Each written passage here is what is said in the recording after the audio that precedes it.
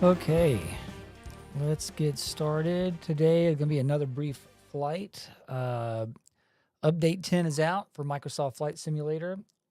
For me, it was probably one of the most painless updates I've done so far. It didn't take very long.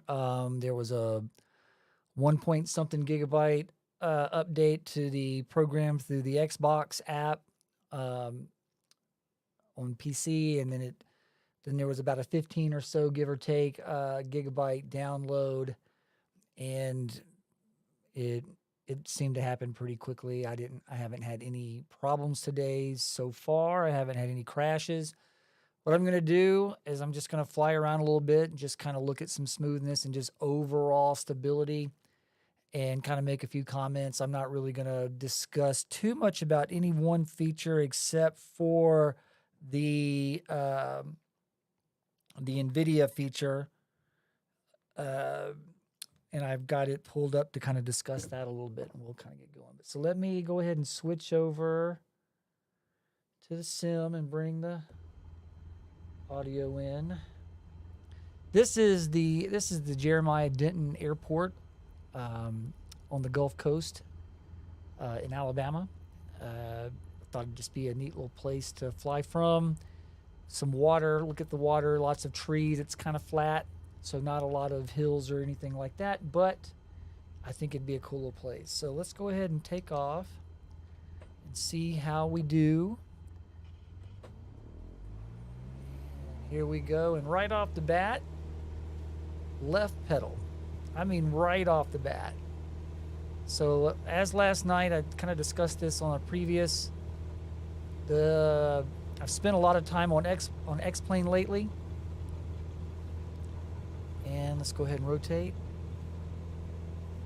And I'm going to actually very quickly, I would never do this in real life. I'm just going to go ahead and kind of head this way. That water looks nice. So right now, I'll kind of, in a little bit, I'll pause the game and kind of look at some of my settings. But my first observation is, after updating, I updated it and I shut it down, and then I rebooted it. And the first thing I noticed right off the bat was I felt like there was a faster load time. So I don't think it took very long at all. I don't know if this, like Windows computers in general, become more and more bloated as time goes on, but I feel like I was really waiting a long time for the game to finally boot up, and I feel like it's quicker now. I don't recall on any of the previous updates noticing that big a jump in the loading time. So there's that. And in fact, we'll go ahead and I'll pause this and we'll look at my settings. So full screen, I'm only doing 1080. That really doesn't make any sense more than that for streaming purposes. I've got it on Nvidia DLSS. I've got it set for quality. I haven't messed with this yet. And I put it on Ultra, and the only two things I changed after changing it to Ultra, I brought the terrain level of detail down to 150 from 200, and objects level of detail down to 150 from 200. And that is all I have changed. I did earlier try to do a DX12. I feel like I noticed some decrease in performance, so and that's one of the ones, if you change it, you have to reboot the whole game, and so I didn't feel like doing that. So I put it back on DX11, and I'm going to continue that. I also put it in developer mode just so I could run the frame rate counter, and of course this is saying limited by main thread, so that's another change. I have a 380 Ti. I believe it has 12 gigabytes of VRAM, and it's been more of a mixed results in terms of limited by GPU versus main thread. Today it seems almost exclusively limited by main thread. I feel like, given that I'm running at Ultra, even though it's only 1080, I feel like it is running fairly smooth. So that's good. And in terms of just how the things look, I don't think there was supposed to be anything different, just more of some performance. I'm not going to get into too many of the other things that were supposed to be updated in update 10. I'm just kind of today looking at overall performance and, load times and that kind of thing. And I feel like so far so good. I've probably booted into this 6 or 7 times today. I've not had a single crash. I've not had a single hiccup. And I don't normally have crashes, but every once in a while I do. I can't say I have them very frequently, but I haven't had one yet. We'll see. This is just so you know, this is Mobile Bay, and I'm going to fly along this coast here, and we'll end up over some urban area, and we'll fly by the USS Alabama battleship, check that out, and kind of see what we see. But overall, so far, so good. I mentioned last night, and of course it's all over the news and the web and all that, Nvidia has released or announced the release dates for the 4000 series cards. And this is a real mixed bag news headline for me. And I cannot be alone with this. My big I don't know if regret's the right word. I mean, concern's not really the word, but here's where the issue is going to lie, I think, for many people. I waited late in the pandemic. First of all, I started out with on my first build of Microsoft Flight Sim 2020, my first card was an older 1660. You couldn't get anything. I got very lucky and found a 2070 Super. This is very early in the pandemic, like April or May 2020. I actually found that card, I believe at Micro Center for like $400 and something. And that card served me well through the pandemic. And as you recall, you couldn't get anything at first, and then you couldn't get anything for a reasonable price. And then there was sort of halfway, maybe 3/4 of the way through the pandemic, I'm talking about over 2 years, some prices started creeping down, availability started kind of creeping up just a little bit, but the prices were still high. At that point, I bought an EVGA 3080 Ti FTW card, and I want to say I paid about, I don't remember, it wasn't horrible, but it wasn't, it wasn't like MSRP or whatever, MRSSP, whatever those initials are. So now they're announcing these pricing, and here's the problem. So if you're somebody like me whose card is maybe 6-7 months old, maybe a year, or you purchased it a year ago, and maybe it was a used 2080 Ti, maybe it was a used 3080 or a 3080 Ti or something like that. I mean, even the 2080 Ti's were going for a pretty penny. So what do you do if you want a new card? I've heard people say that they feel like they're expensive. I actually don't agree. I feel like they're somewhat reasonably priced. I mean, given that they're saying 2 to 4 times improvement, which I'll believe that when I see it. But the issue will become if you want to get one, what are you going to do with your previous card? So let's say you have a 3080 or 3080 Ti or a 3070 or a 2080 Ti. And how much do you think you're going to get for that? How much do you think you're going to get for that when a 3080 is going to be $800 or $900? And the upgraded 3080 with the larger amount of VRAM is going to be 11 or 1200 bucks.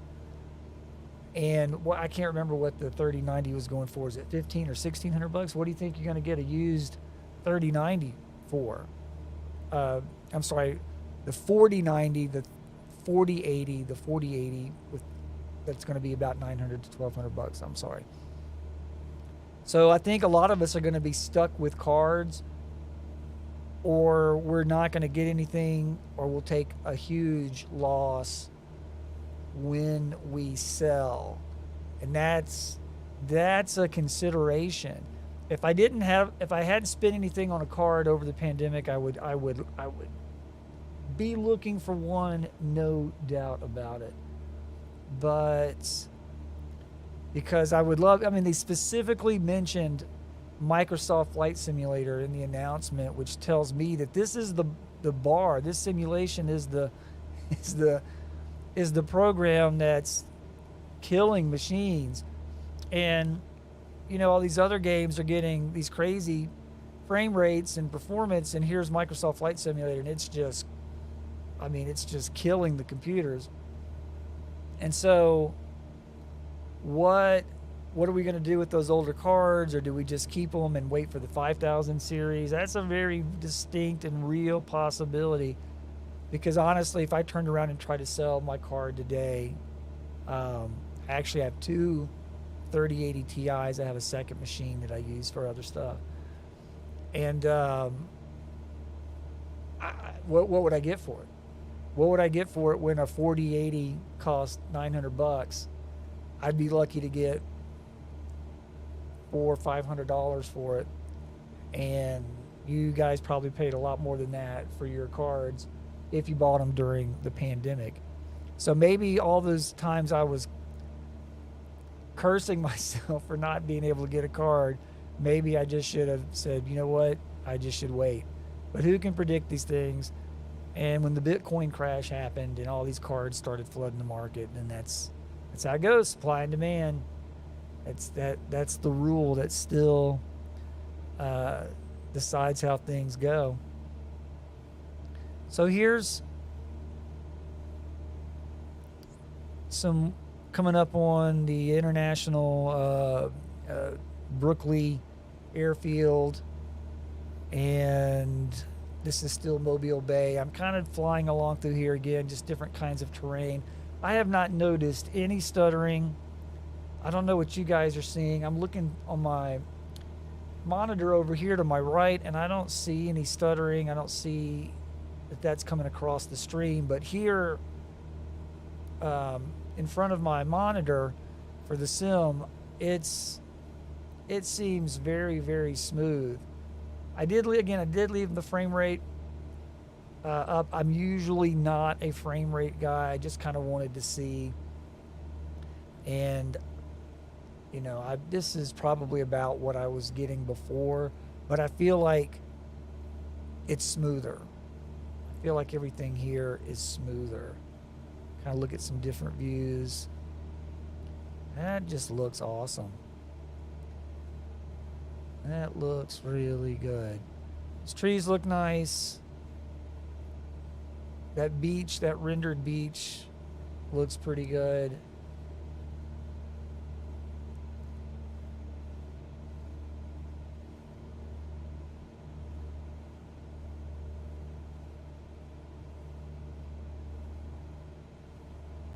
So I think I set my number pad up for views, and I think there's still a Airlon binding to my 6 key, so I need to change that. Every time I look right, the plane turns to the right if I use the number key.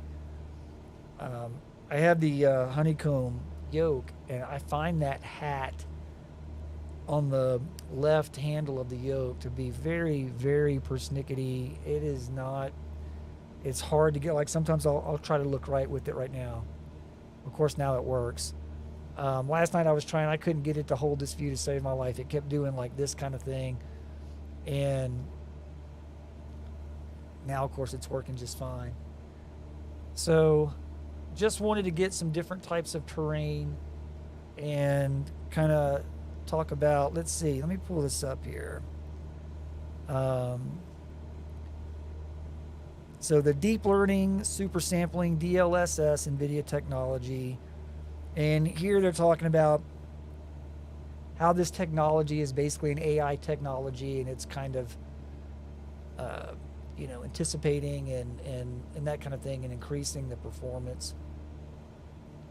And this is, I guess, with the 3000 series cards, this is the DLSS 2, and with the 4000 series cards, it'll be DLSS 3, and that's the technology that they're saying will be 2 to 4 times the performance.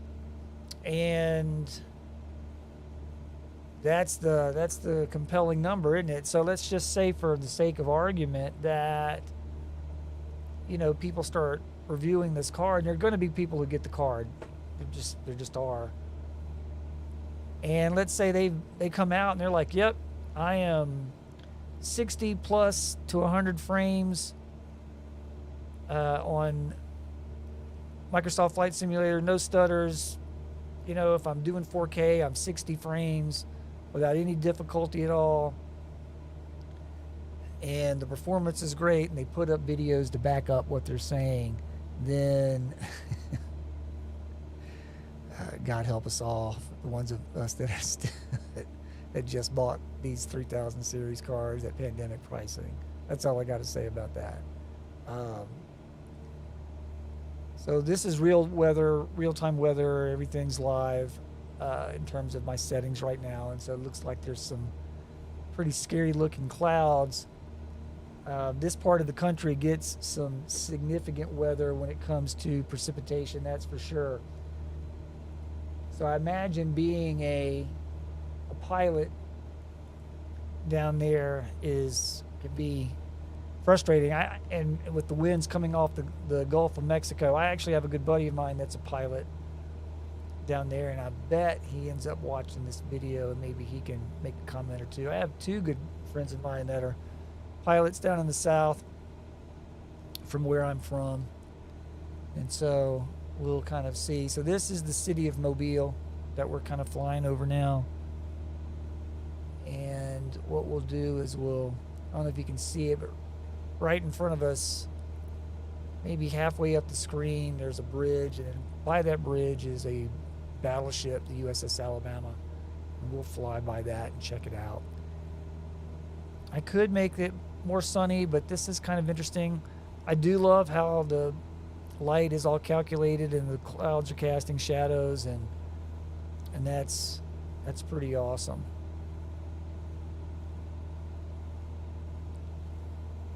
Kind of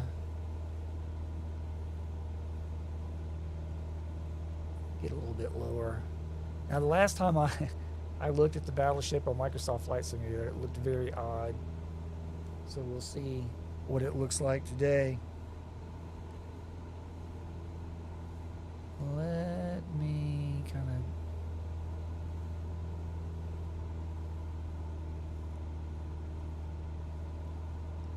I would love to hear what you guys think about the new cards coming out, if you're going to upgrade or not, if you've updated to 10, if you've had any hiccups or performance improvements or decreases. I was just on one of the Facebook groups earlier, and there were some people saying that there was some issues, but by and large, what it seemed like that most people were saying that it had been a smooth update. There's the USS Alabama and the Drum, which is a submarine. Let's see how that looks. I'll kind of...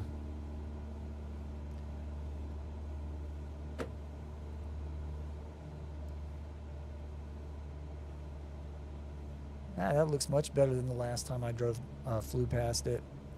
See, look at, here's the Microsoft Flight Simulator MI. Those are cars under the water, which is, of course, ridiculous. Not saying that X-Plane doesn't do stuff like that, but I just think that their ground AI is way, way better. Way, way better.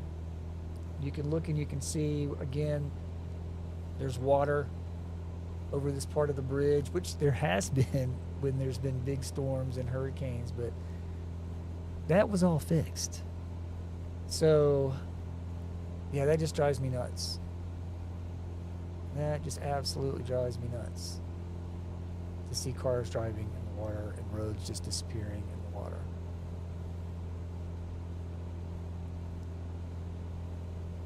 So it's windy, and the aircraft is reacting to the wind,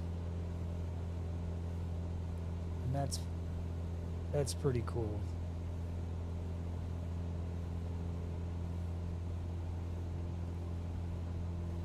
And I do think this is about as smooth as I have seen this, given that it's ultra, and I only brought down those 2 settings and really not that much.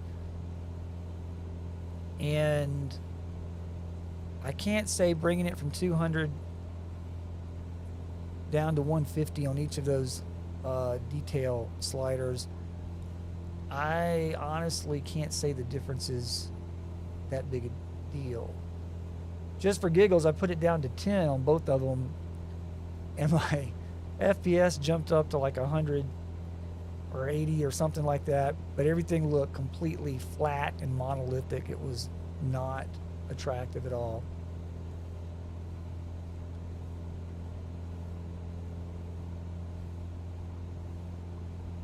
So we'll be coming out from under this cloud here, and it'll start getting sunny again. But as I said, I've been over the past, since X-Plane 12 was released, I've been spending a lot of time in that, and I love it in terms of taking off is more accurate as it relates to a 172. Trimming is more accurate. Adding flaps, bringing the nose up, way more accurate. And I feel like landing is probably a little more accurate. And so it's kind of spoiled me a little bit. But when you're not doing those things, which only take up a small part of flying around, like just doing this, it's the same. Just this kind of flying is the same. And so now you're just looking out of the window. And so this is so much more inspiring. So I really hope some third-party scenery folks really step up their efforts. I get the whole, Laminar Research saying, you know what, we're going to make the good flight model. We'll leave it up to the community for the eye bling. That's fine. I just hope people step up, because this is kind of the standard. I mean, this is to do this at any part of the world for basically the cost of the game, versus if I do an Orbix overlay, a True Earth, I want to say to get the whole state of Florida, just Florida, is like $80. Somewhere between $50 and $80. It's two packages, a North and South Florida. California is a North and South. And there's nothing in the middle of the states. There's Britain and Spain, and then after that it's Ortho for XP and other third parties, and there's some good stuff going on, but I can't say I've seen anything that approaches this without a significant amount of tweaking. And then the other discussion is avionics, of course, when you compare XP to Microsoft Flight Simulator. And I would say that the avionics that I've had to deal with so far, I don't fly the big stuff, but this G1000 I would compare to the stock X-Plane G1000. I think they're both fairly comparable. Now, Microsoft just switched over to work in progress that developed the NXI, and they've been doing a great job. And it's very choppy and windy, but no stuttering. I haven't gotten any stuttering. Kind of bring it back around. Look at these trees.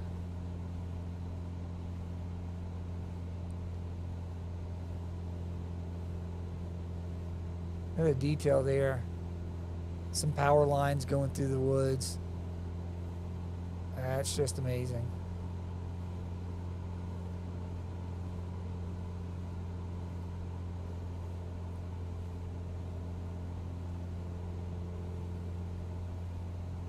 And when it gets windy, it gets windy.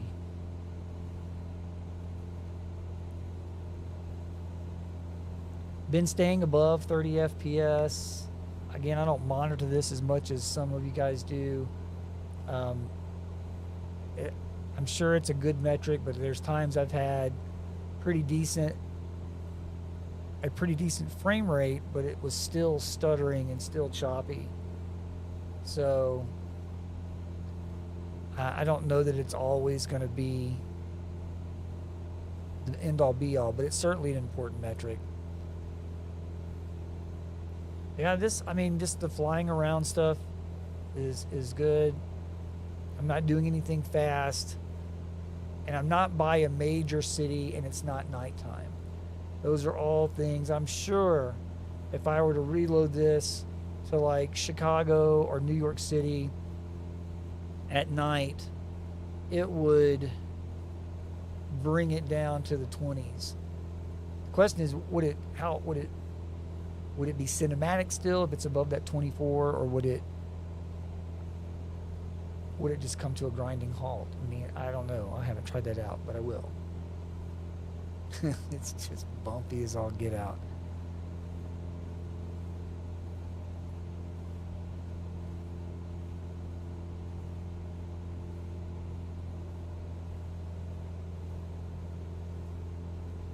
Hard to improve on a great product, but Microsoft did it again. Agreed. I think they did. I've been playing Microsoft Flight Simulator since the 90s. I do remember seeing it when it first came out, but I didn't really use it that much. I didn't own it for sure, but I've come back to it several times since the 90s, and I've probably loaded FSX on about 10 different machines over the years.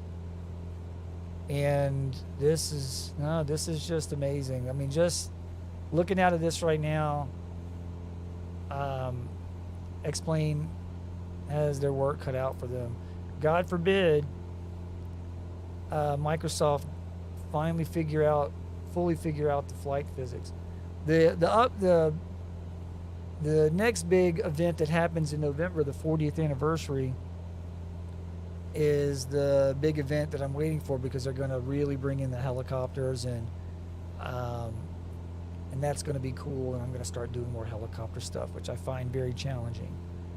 So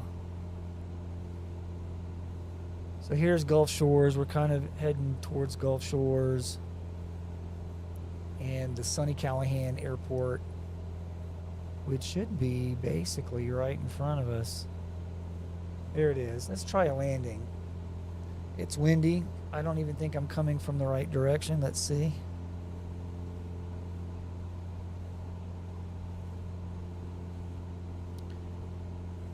They're saying either one right now on 4 flights, so let's try it out. Back it down. Add some flaps.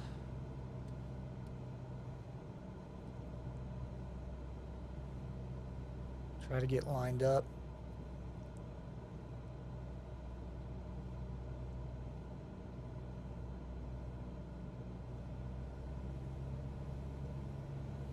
I don't think I've had a single stutter since I've started this session. And again, I don't know if this is coming through on the stream or not, but I have not that I have seen.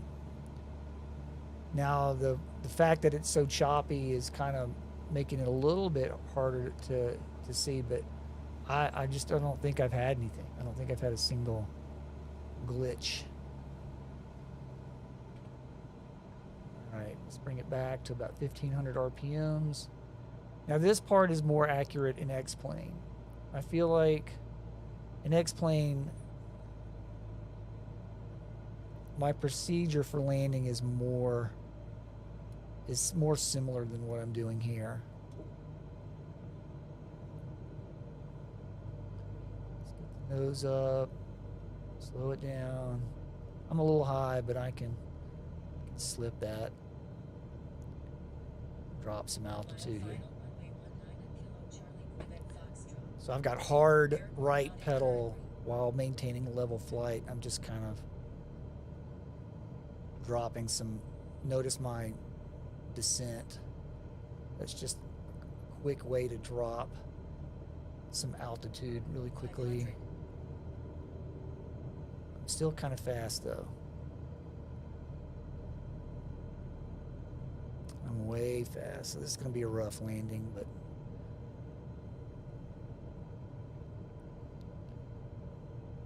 see.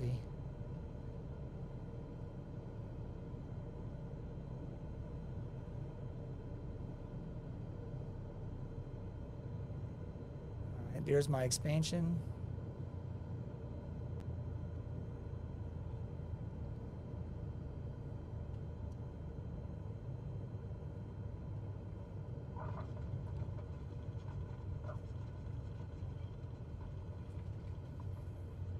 Not the best. What happened to that center line? Let's go ahead and bring up the flaps, full throttle, and we'll take off again. I think I have enough runway. Airspeed's live, and there for like 2 seconds I'm right pedal, and now I am left pedal. And there's my rotate speed. And this is the Sonny Callahan Airport.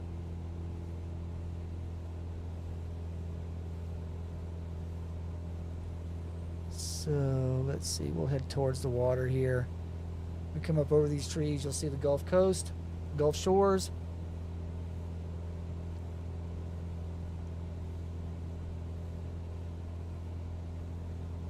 What do I think of the update? I love it. So far, I'm a fan. And again, I'm just not coming at from any one specific element of the update, just the overall stability and playability. The two big things that I've noticed so far with this update was my load time was faster. I feel like it was maybe 20% faster, enough to be noticeable. And that just, with my settings on Ultra, with 2 sliders back down from 200 to 150 and 100, and yeah, both 200 to 150, both level of details, landscape level of detail and object level of detail down to 150. And I have not seen a single stutter. And so that's pretty cool.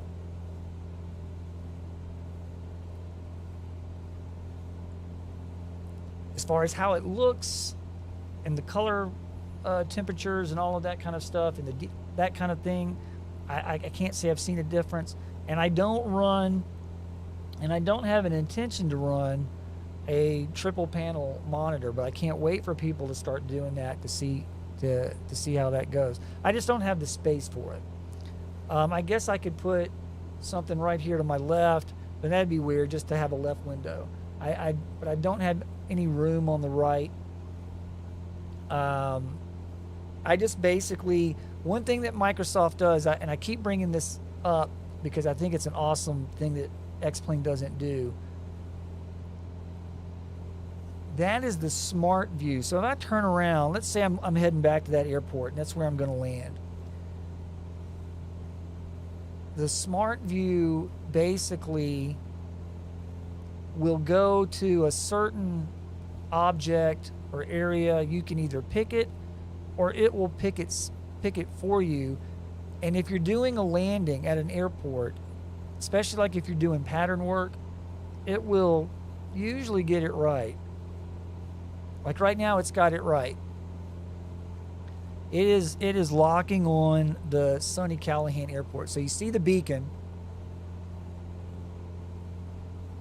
And right now, the view is locked on basically where that beacon is.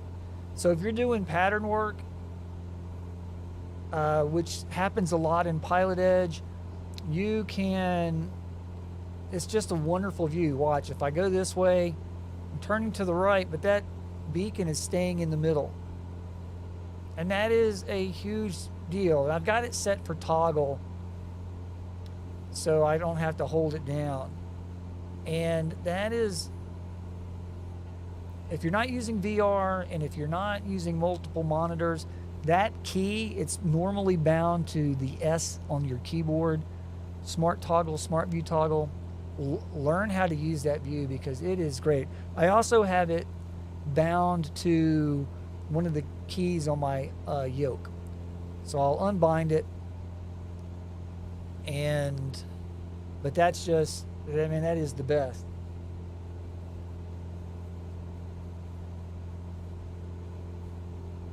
Yeah, if you guys have loaded it up and have tried it out, definitely post a video and link to it. I'd love to watch it. It was the fastest update I think I've done so far. I don't know if they've beefed up their servers or something, but I did not, normally I can't even try to do an update on the day of a release. I'm about 50-50 on those.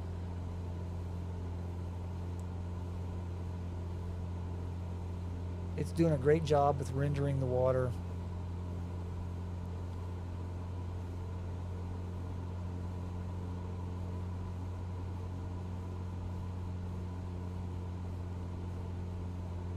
And the skies look really good. The vegetation looks great. It's fairly representative of what you see in this part of the country.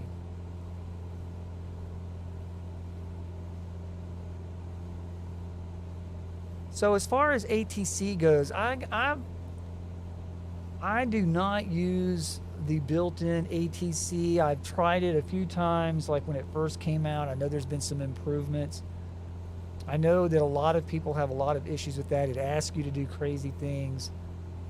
And I suspect that's a limitation of the AI for that.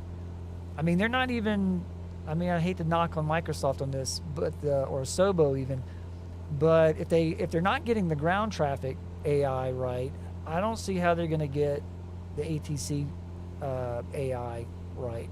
So my very best advice on that would be try out VATSIM,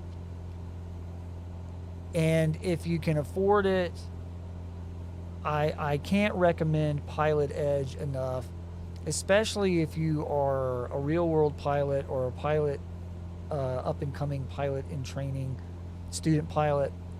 Pilot Edge is awesome, but VATSIM is awesome too, and it's free. You have to take some lessons. You have to log in, create an account, and you have to go through some videos and get kind of certified on their system, and it's pretty cool. And then they seem to cater to the big planes and IFR, but I've seen more and more where people are using VATSIM for fly-ins, like bush landings and things like that, and it's way better. It's just way better than the built-in ATC. You're limited though by your comfort level.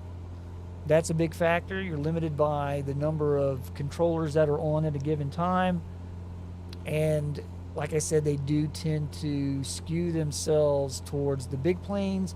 But a lot of times, if you're doing ATC stuff, that's what you're kind of doing is you're kind of doing towards the big planes. Pilot Edge has a series of videos. They call their ratings for the VFR stuff Cat 1, Cat 2, Cat 3, and it goes all the way up to, I want to say, Cat 9 or 10 or 11, something like that. And the videos are all on YouTube. They're all free to watch. And even if you don't use Pilot Edge, it is excellent material, and I mean, it works in the real world. Part of getting your pilot's license is you have to land a certain number of times at a towered airport, and I absolutely practiced on Pilot Edge, and because I don't fly out of a towered airport, so I don't have the opportunity to practice that on a daily basis. And so Um, you know, it was wonderful. You know, there's other apps that you can do that kind of replace ATC. I can't remember the name of that one. I loaded it. It didn't work at all. It was a nightmare to load, and it just was not. Didn't seem to work.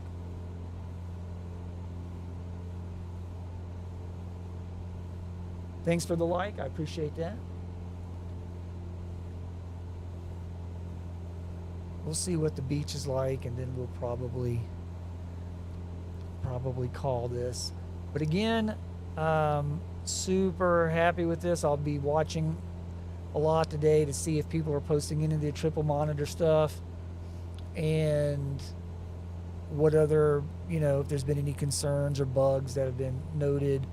And of course, with the Nvidia graphics cards, I'll be bringing that up from time to time, and kind of see. Yeah, I'm just very impressed with the overall stability of this. I'm glad that they decided to delay the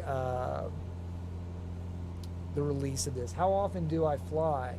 I fly in real life. I try to fly at least once a week. And then on the flight sim, now that I'm freed up a bunch of time, I'm going to try to do at least 1 or 2 flights a week, and I'll get something set up more regularly. And I tend to bounce back and forth between X-Plane and Microsoft Flight Simulator. Probably, I say bounce back. 70% of my time is spent on this. Here's a little airport there. Now let's see if the smart key, if it picks it up. Look at that. So that's just hitting the I have it keyed to 8 on the number pad. It's also keyed to the S. So I'm not hands off. I'm not doing anything, but it's locked on to that view. And that is, if you're not doing VR, if you're not doing multiple monitors, man, that is like the next best thing. It's probably somewhere between VR and multiple monitors as being the best, and then right below those two would be toggle the smart key. Now, if you're kind of far away, or there's multiple options, it may not lock on the one that you want, but there's a way that you can pick that. And I'm not going to land here. I'm just kind of doing a fly by over it. Thanks. I like it. It's taken me a while to build. Most of it's hand built. Well, the desk is hand built. Everything else has been purchased bit by bit.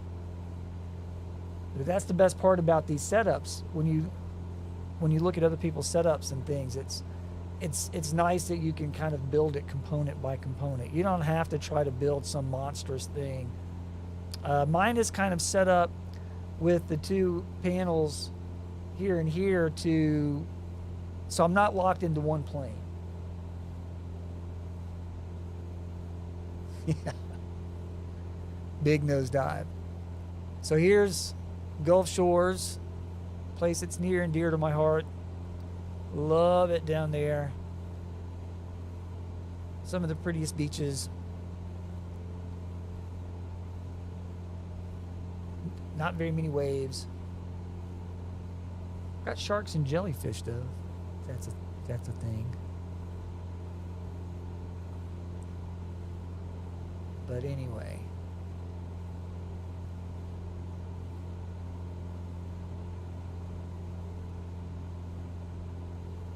Do a steep turn.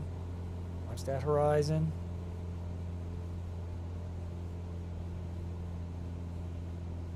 We'll kind of buzz the beach a little bit. There's an old fort at the end of this beach. Which kind of heads towards Mobile Bay.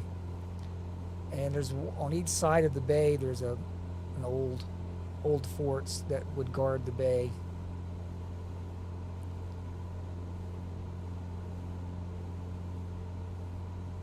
But they did a really good job with this release. So congratulations, Microsoft. This is awesome.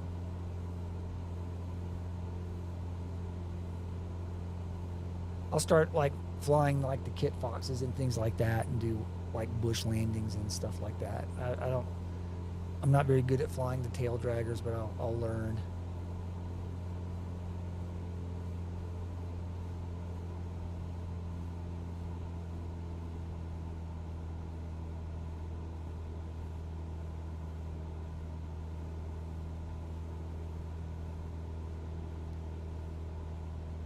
Let's see, we'll bring it around. And we'll try to do a landing here, and then I'm going to go ahead and call it a day. But I'm super excited about this, and as if I don't spend enough time on this thing. Let's see if I can lock onto it. Nope.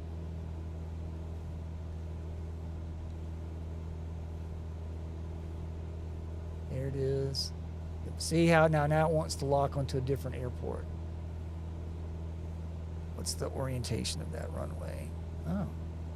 So I can do a right base, enter on the right base here, which is what I'm going to try to do for this Jack Edwards strip up here that we flew over earlier. So there it is. It's locked on, but it's too early to lock that on. I'm actually kind of low. So right now I'm kind of flying using ForeFlight to guide me here. Slow it down.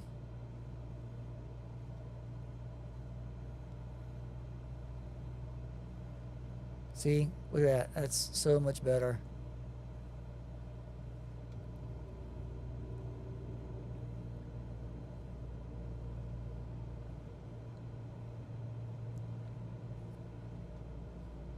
Of course, the FPS thing is blocking my view, but it is what it is. I'll make do.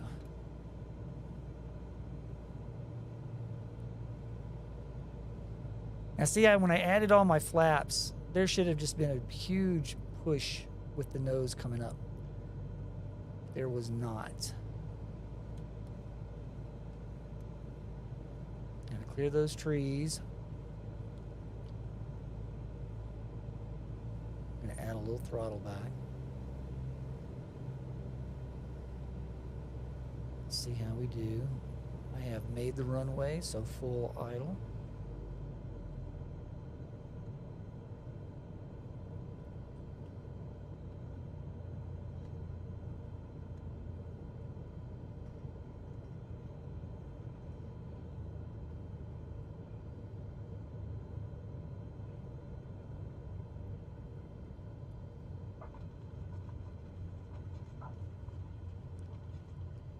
I promise you, in real life, I land much better than that. Nah. All right. I said it once, I'll say it again. It's actually easier to land a real 172. I swear, it's true. So the brake, and bring it back, and kill the. So again, holy cow, this is awesome. I'm really digging this. We'll be doing some more of these over the next little bit here, but I hope you guys enjoyed it. And thanks for sticking around, and get out there, and if you haven't updated, go ahead. I feel like it's a good update. Oh, and I did not do, I think I have one helicopter that's in my community folder as an add-on, and I didn't do anything special. I just updated. I didn't rename the community folder or empty it or anything like that, and I didn't have any problems. If you have a bunch of stuff in your community folder, that may not be the case, but I don't think I've ever altered my community folder, and I've never had a problem. So anyway, you guys have a great day.